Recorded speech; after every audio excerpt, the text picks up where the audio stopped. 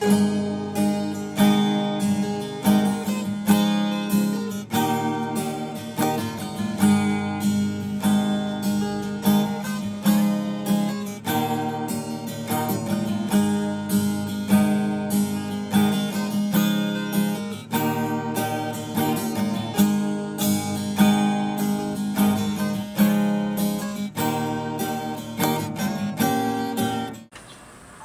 rekan-rekan, selamat sore. Kita bertemu lagi di channel Road PKY Palangkaraya. Jangan lupa like dan subscribe di channel Road PKY Palangkaraya. Baik, kita memasuki pelajaran berikutnya ya rekan-rekan, tentang pembuatan dasar ornamen Dayak Ngaju.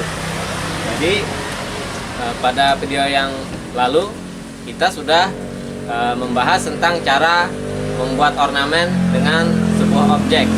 Nah, jadi seperti yang saya janjikan bahwa ornamen tersebut akan kita masukkan ke dalam pola yang dulunya pernah kita pelajari juga, yaitu dalam bentuk pola-pola tertentu ya, yang sudah kita pelajari pada video yang lalu. Jadi kita lanjut kepada ornamen yang kemarin kita buat, ya ornamen uret bulu ya. Jadi ornamen uret bulu yang kita buat kemarin bisa kita aplikasikan pada pola-pola yang sudah kita pelajari. Ya, ada pola habaris, habayang seperti itu ya, halapis seperti itu yang kita pelajari yang waktu video yang sudah lalu. Jadi kita bisa mengaplikasikannya pada gambar seperti ini ya, yang sudah saya gambarkan. Jadi ini pola habaris dan pola lapis. Jadi ornamen dari uret bulu tadi bisa kita masukkan pada pola-pola tertentu pada suatu bidang gambar. Jadi dia bisa berbaris, terus berbaris dan selanjutnya sampai panjang. Habis itu dia bisa untuk di bawahnya bisa kita masukkan berlapis. Dia lapiskan antara di atas dan di bawah ini dilapis, ditindih seperti itu ya. Nah, pola seperti ini kita buat supaya menjadi indah dan rapi. Kita bisa membuatnya pada bidang yang besar, seperti pada kain atau pada batik atau pada pola sebuah kertas atau sebuah bidang, atau mungkin juga bisa kayu ya rekan-rekannya. Kita bisa membuat pola yang seperti ini supaya menjadi gambar yang indah. Dan juga di sini ada seperti ini. Kita juga pada video yang lalu juga mempelajari tentang pola, yaitu ada salah satu pola habayang. Kita bikin pola seperti ini, bisa dia berputar ya. Jadi ini pola yang tadi, pola uret bulunya kita bikin berputar seperti ini. Nah, ini bisa kita susun, kita rapikan, kita bariskan sehingga bisa menutupi bidang yang besar seperti itu ya rekan-rekan. Nah, bisa juga jika kita ingin memunculkan ornamen kita menjadi dominan pada sebuah pola seperti itu ya rekan-rekan.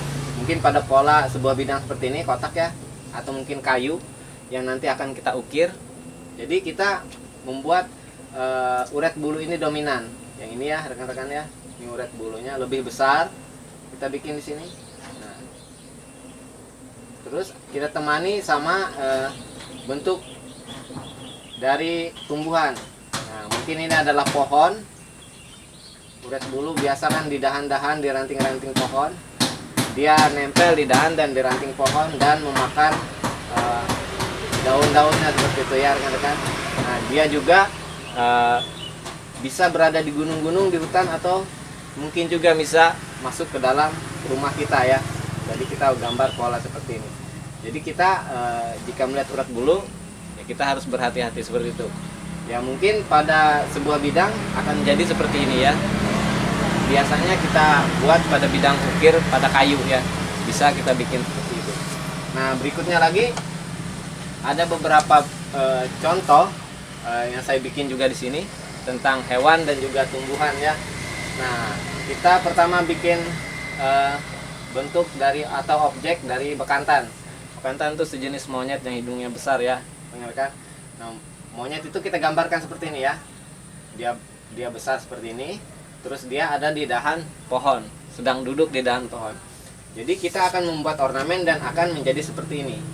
Ini bekantannya, ini tangannya, ini kakinya, ada mulutnya, kepalanya, ini hidungnya, dan juga ada pohon yang kita simbolkan sebagai pohon dan tumbuhan.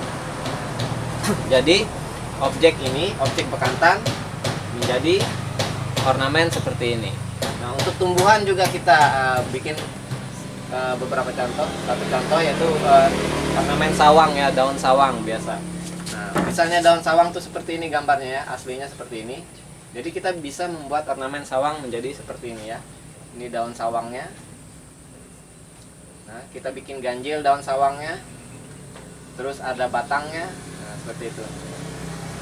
Dan ada ukiran-ukiran kelopak-kelopaknya sedikit.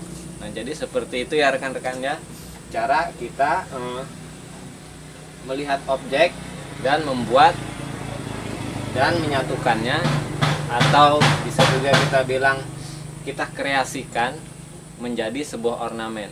Jadi ini bentuk aslinya dan ini yang menjadi khas ornamen Dayak Ngaju, seperti itu ya rekan-rekannya. Baik tumbuhan, baik hewan.